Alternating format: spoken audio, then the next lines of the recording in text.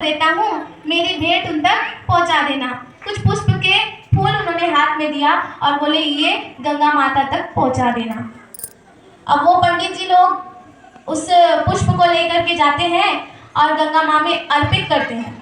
जैसे गंगा माता जी को अर्पित किया जाता है कि हे गंगा माई, आपका भक्त रविदास आपके लिए पुष्प भेंट किया है, तो गंगा माँ वहाँ से अपने हाथ को प्रकट करके और अपने कंगन को देती हैं कि ये मेरे भक्त को ही दे देना, ये मेरा उनके लिए उपहार है।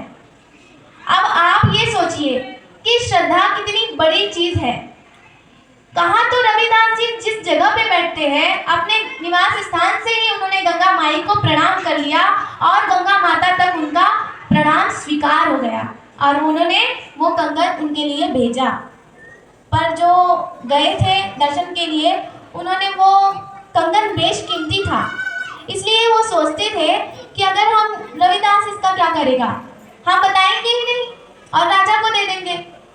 राजा के पास जब जाते हैं तो उनको कहानी सुनाते हैं, कुछ नहीं बताते हैं, ये बेशकीमती कंगन हम पंडित जी के काम नहीं आएगा, हे राजन ये आपके काम आएगा, ये आप ही रख लीजिए। अब जो राजा थे उन्होंने तो कंगन रख लिया और उसके बदले उनको जो मूल्य चुकाना था वो उन पंडित जी लोगों को दे दिए। पंडित जी तो खुशी खुशी आ गए, लेकिन कंगन को तो राजा भी नहीं पहनेंगे ना, वो अपनी रानी को दे रहे थे। अब रानी मीराबाई, अब आप ये देखिए यहाँ पर भक्त को कैसे भक्ति प्राप्त होती है, कैसे मार्ग बनता है। जब मीरा भूषणों से, क्योंकि वो राजवाड़े खानदान की थी, उनके पास सब कुछ भरा हुआ था, लेकिन जब वो कंगन देखती है तो उनके मन में विचार आता है कि इतना बेशकीमती कंगन और इतना सुंदर, ये कोई मामूली कंगन नहीं है। तो वो इसकी खोज करती है, राजा को पूछती है कि एक ही कंगन क्या एक हाथ में शोभा देती है, दूसरे हाथ को भी तो कंगन चाहिए। तो राजा उन्हीं पंडित को बुलाते हैं और पूछताछ करते हैं। तो पंडित जी की हालत खराब हो जाती है, क्योंकि ये तो एक भक्त का भेंट था, वहां तक पहुंचा ही नहीं। अब पंडित जी को जब पता चला तो पंडित जी सब सच कुछ बता दिए और फिर उनके बाद रविदास जी के पास ले गए राजन को। राजा जब वहां पर गए तो वहां पर उन्होंने कहा कि हमको वो दूसरा कंगन भी दे दीजिए, और ये पतित पावनी गंगा माता जी ने इसको आपके लिए उपहार दिया था और ऐसा ही जोड़ा चाहिए। तो उन्होंने कहा कि ये तो कोई बात नहीं, छोटी सी बात है, मन चंगा तो कठौती में गंगा यहीं आ जाएगी। उन्होंने केवल मात्र नाम का स्मरण करके अपने छोटे से कठौते में ही गंगा को प्रकट कर दिया और माई से प्रार्थना की। जब गंगा माता प्रसन्न हो जाती है तो दूसरा कंगन भी दे देती है। अब इस बात को इतने लोगों ने, किसी ने विचार नहीं किया। विचार किसने किया? मीराबाई जी ने।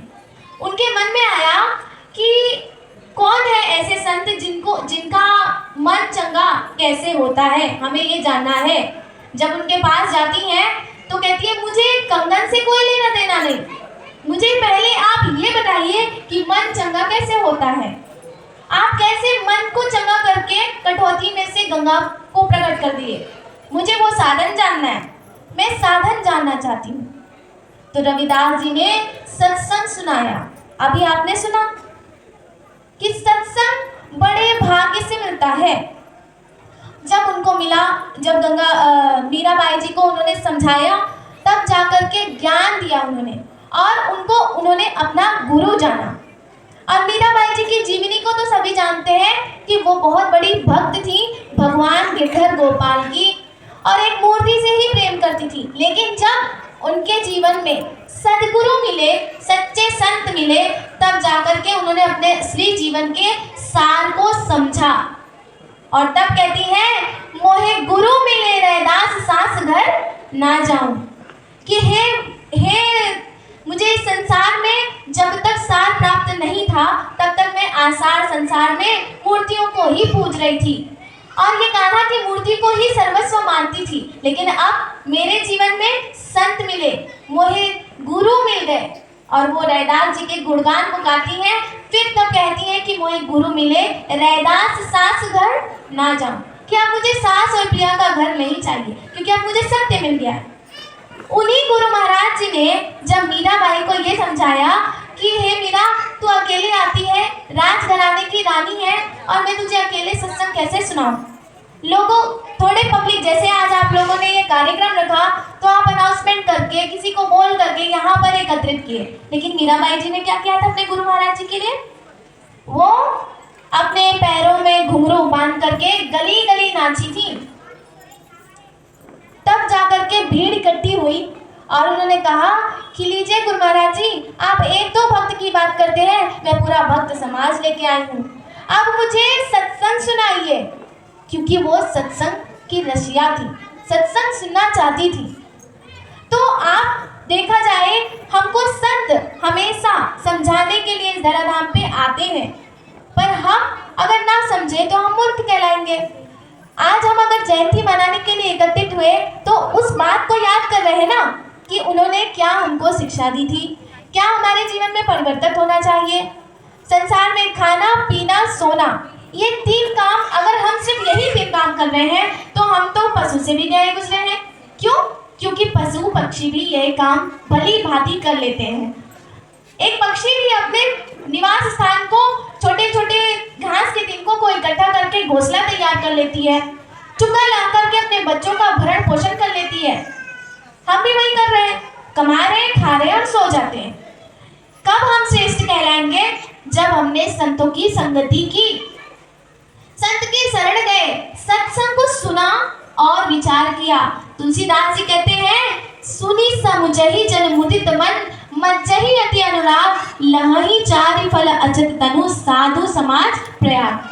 सुनना, समझना और विचार करना, तब जाकर के हमको 4 फलों की प्राप्ति होगी। 4 फल धर्म, काम, अर्थ और मोक्ष को कहा गया। लेकिन जब हमको ज्ञान प्राप्त हो जाता है तो उस 4 फलों के असली महत्व को भी हम समझ जाते हैं।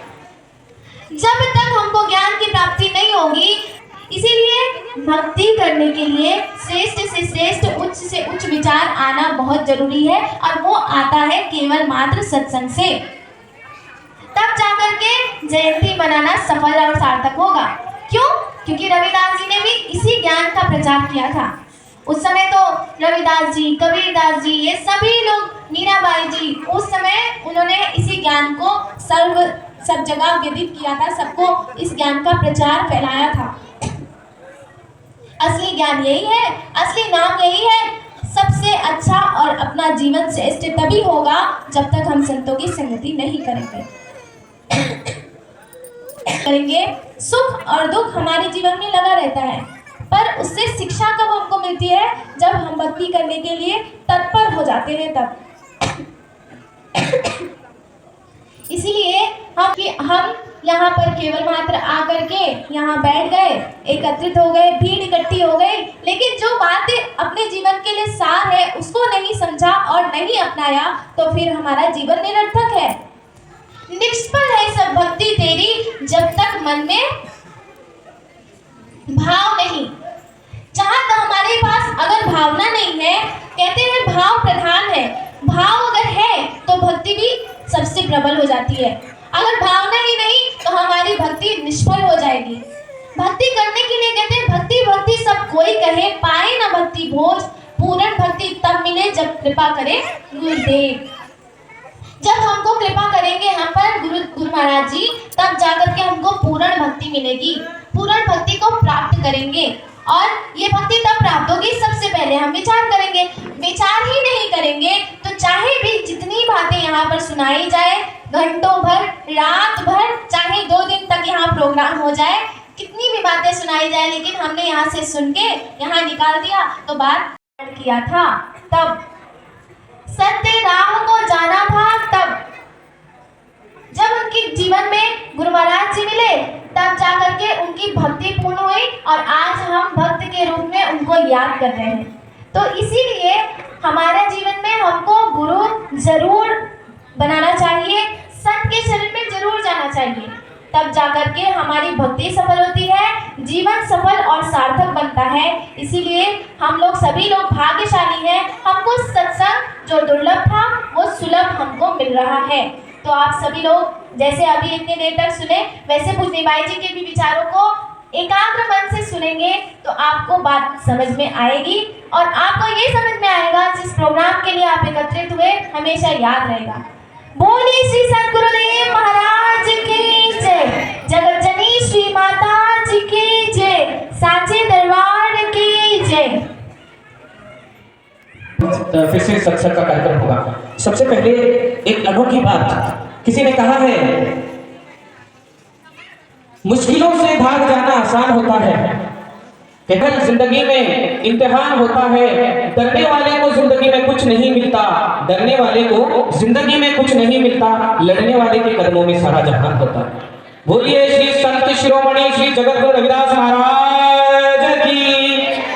अभी आपके समक्ष स्वागत समारोह होगा। आग्रह है जोरदार तालियों से अतिथिगण एवं शिष्य जी का अभिनंदन कीजिए, क्योंकि बिना गुरु के हमारे जीवन में अध्यात्म नहीं जुड़ सकता। अध्यात्म को जोड़ना है तो गुरु आवश्यक है। बोलिए श्री सद्गुरुदेव महाराज की।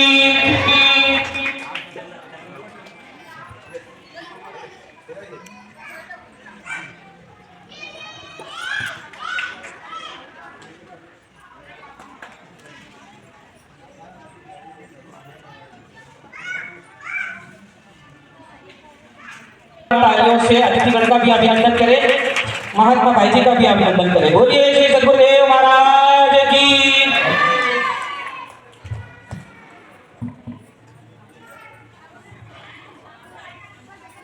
एक जयकार श्री संत शिरोमणि जगत गुरु रविदास जी महाराज के पावन चरणों में।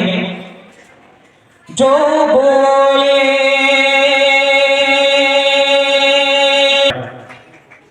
तेलंगाना स्टेट संस्कार मोर्चे जुल संगम के चेयरपर्सन डॉक्टर रामगोली जी, इनका स्वागत श्री महिला संघर्ष समाज के चेयरमैन भौरा दामा जी करेंगे। मैं भौरा दामा जी से आग्रह करता हूं कि वो मंच पर आए।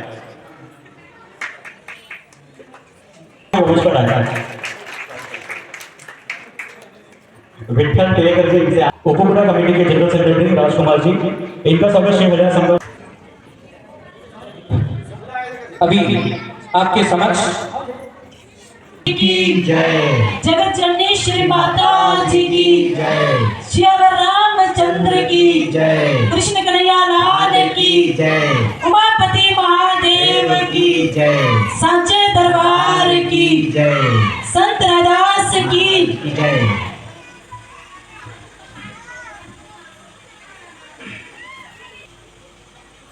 और सत्संग में आए हुए भक्तिमती माताओं, बहनों एवं भाइयों,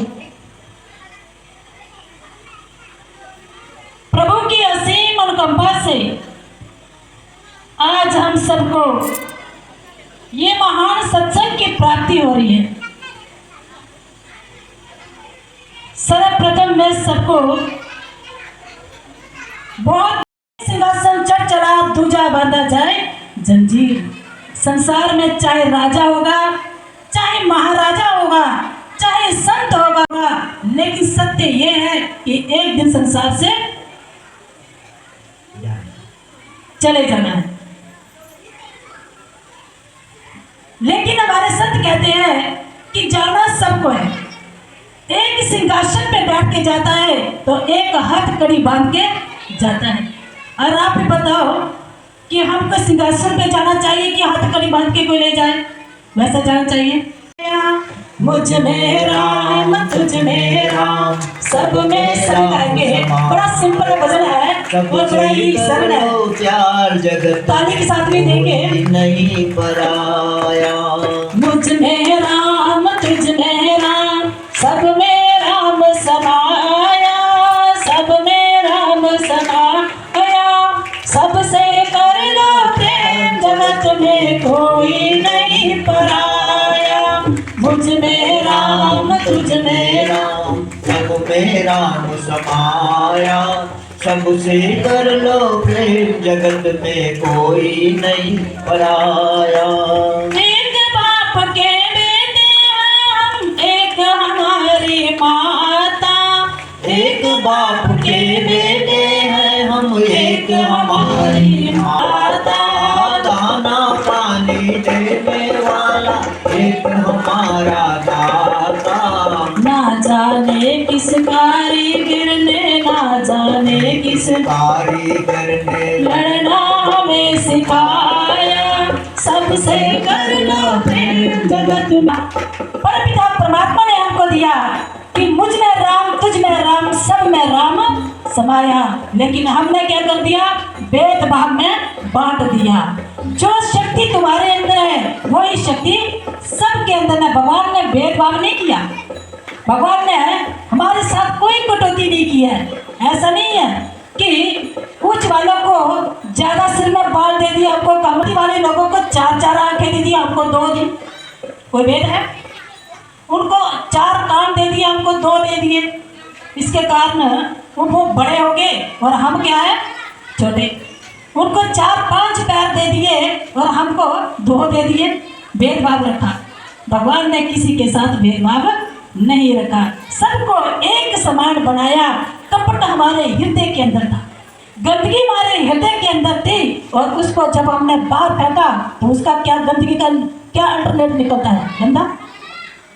तो जिसके हृदय में सच्चाई होती है, शुद्धता होती है, तो उसका अल्टरनेट क्या निकलता है, सफाई। इसी को हमारे संत कहते हैं, एक बाग के फूल हैं हम, एक माला के मोती। एक बाग के फूल हैं हम, एक माला के मोती। जितने हैं संसार में प्राणी, सब में एक ज्योति।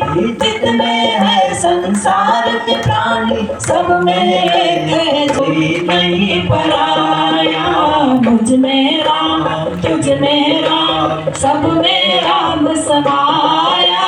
सब में राम समाया, सबसे कर लो प्रेम, जगत में कोई नहीं पराया। नहीं पराया, किस किस से तुम प्यार करोगे, कोई नहीं पराया। सही नहीं पराया, कोई नहीं पराया। मुझ में राम समाया, सबसे कर लो प्रेम, जगत में कोई नहीं पराया। सबसे कर लो प्रेम, जगत में कोई नहीं पराया। मुझ में राम, तुझ में राम, सब में राम समाया। सब में राम समाया, सबसे कर लो की जय।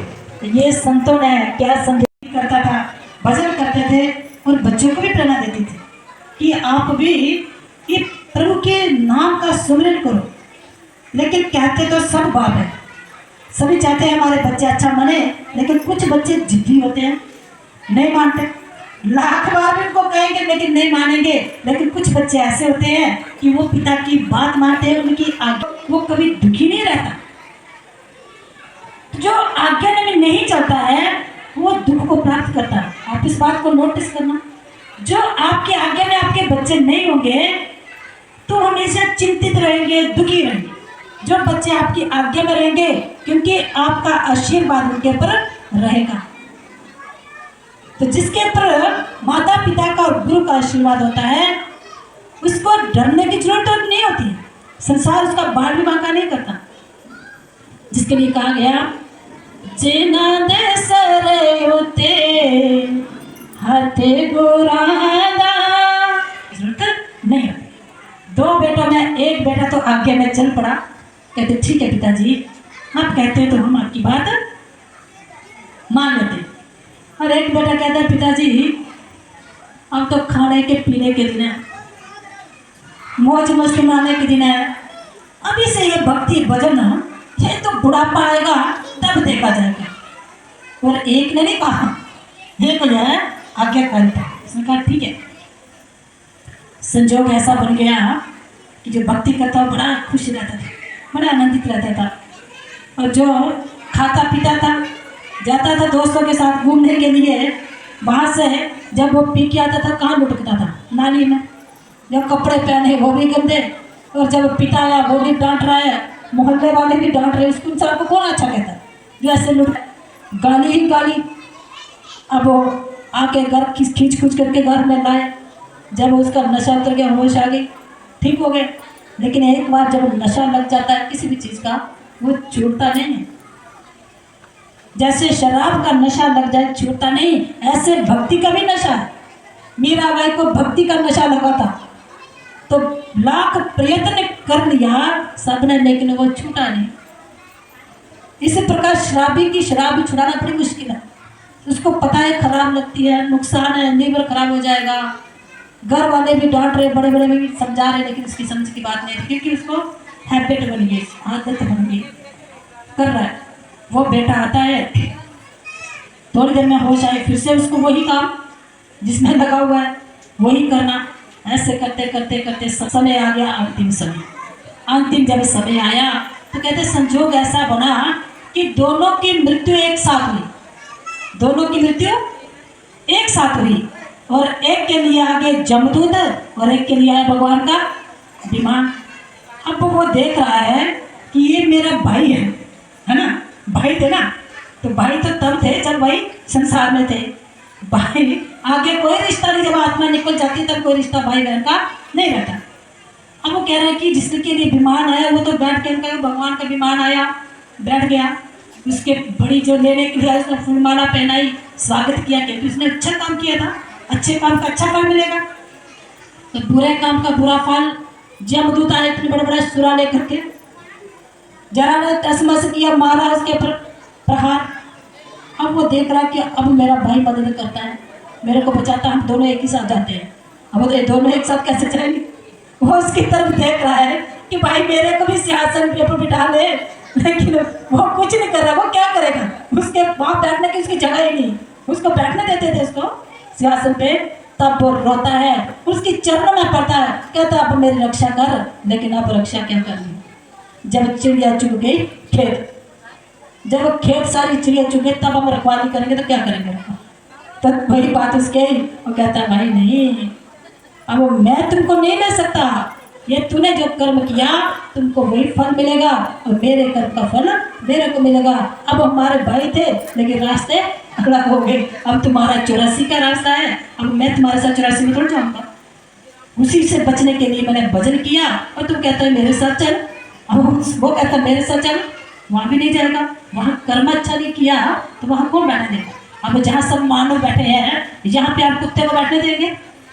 एक कुत्ता जहाँ पे आएगा सब इसको डंडे लगा के इसको भगा देंगे, क्योंकि वो यहाँ बैठने का अधिकारी नहीं है। यहाँ बैठने का अधिकारी कौन है?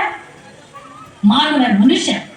इसी प्रकार भगवान के धाम में भी जिसने अच्छा काम किया उसको डंडे मार जैसे कुत्ते को भगा देंगे, वैसे उसको भगा देंगे। उसको कोई काम ही नहीं, पुण्य आत्मा का वहाँ पे काम है। तो हमारे संत ये कहते हैं, इनका स्वागत श्री महिला संघर्ष समाज के ट्रेजरर रितेश दामाजी द्वारा हो रहा है। सभी से आग्रह है, मैं किशन दामाजी से आग्रह करता हूँ कि वो मंच पर आए। किशन दामाजी से आग्रह करता हूँ कि वो मंच पर आए।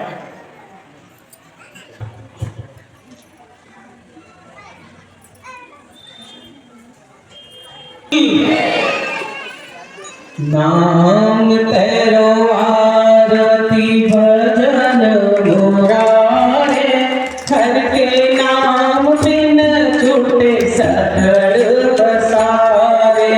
नाम तेरो आरती भजन मुरारे, हर के नाम बिन छूटे सकल बसारे।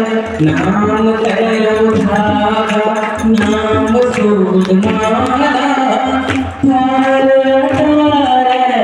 सगल सदा में सर्वसमर्थ पतित पावनी अहेत की कृपा से मानव मात्र के हृदय में विश्व बंधुत्व एवं विश्व शांति की उदार भावनाओं को जागृत करे, जिससे वे सुख दुख के बंधन से मुक्त हो आपके पवित्र प्रेम का आस्वादन कर कृत हो जाए। बोलिए सतगुरुदेव महाराज की जय, जगत जननी श्री माता जी की जय, सभी महान दिव्य मोतियों की जय, साचे दरबार की जय, संत